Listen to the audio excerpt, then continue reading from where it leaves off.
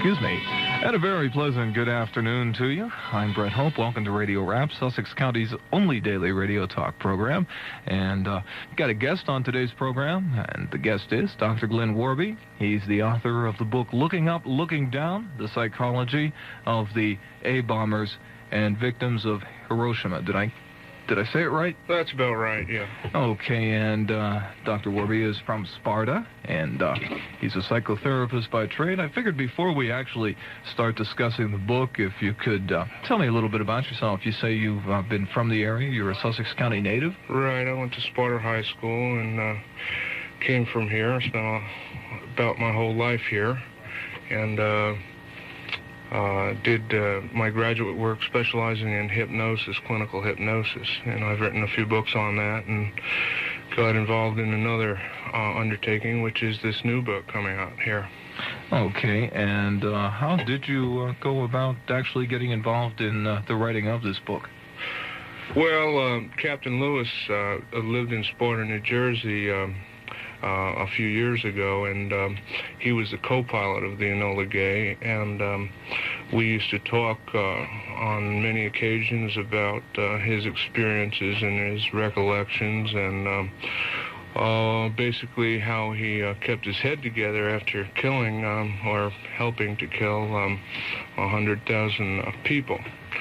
I see. What crew member was it? Was it Captain Lewis who ended up later years carving religious objects, and that was mentioned in Enola Gay, the book. Right, the book has that in there. Interestingly enough, Captain Lewis carved a marble mushroom statue with like rivers of blood going down it, and on the back of this marble mushroom statue, which he gave me eventually, is the inscription in large letters, God's wind at Hiroshima, with a giant question mark, probably 4 times larger than the rest of the inscription. And yeah, he was an excellent and very gifted sculptor, and he sculpted many different things. Some things he did actually in Sparta. The mushroom he did several years before I ever met him. But he had done nature scenes, religious motifs, bust of the family, and then he did this one mushroom statue. I see. I was reading just a little while ago, his diary was just sold for, was it $50,000? He sold his diary he wrote on the plane? The diary that, the unofficial log that he sold to Malcolm Forbes, the publisher of Forbes magazine, was sold in 1970 for $85,000. Of the $85,000, he got $35,000, and from that $35,000, he did buy a lot of this marble that he ended up sculpting with. I see. Well, thank you very much. Sure. Okay, thank you for the call, sir. Have a good day. Bye-bye. You too.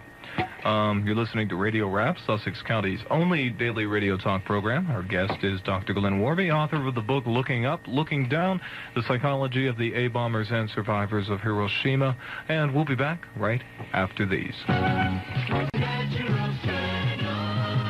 That's 1360 WNNJ, one part of the winning combination. And welcome back to Radio Rap, Sussex County's only daily radio talk program. Got to make a correction here. We've been speaking for the last, 40 minutes or so with Dr. Glenn Van Warrebey. That's Van Warrebey, and I left out the Van when I first introduced him. And like I said, the author of Looking Up, Looking Down, The Psychology of the A-Bombers and Survivors of Hiroshima.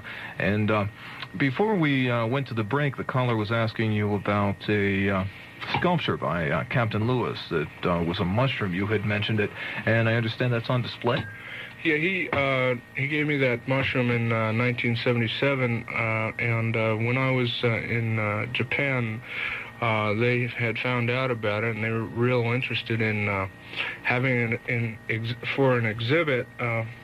So it is right now at the largest Buddhist monastery in the world, the Kiyomizu-dera Temple in Kyoto, Japan, on exhibit. I guess the monks there are contemplating and meditating and trying to figure it out, too. And now you had said that while you were in Japan, you found an incredible amount of interest among the people about the people who were actually involved in the bombing.